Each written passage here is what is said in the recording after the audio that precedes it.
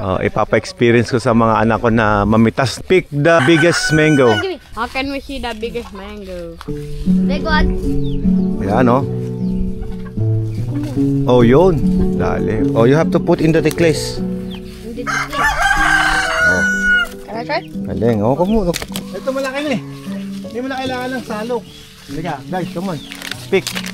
Oh, malaki na, oh. I'm just moving. Oh, look at the dakta, oh. Oh. Laki, oh. Oh, ayos. Hinog. Kasi parang di ko matagpuan. Ano? Ganon? Parang di ko matagpuan. Ganon, tama nga naman. Oh. Oh, walang dakta. Oh. Pick. Come on, guys. Let's pick. Ay, that small one yata.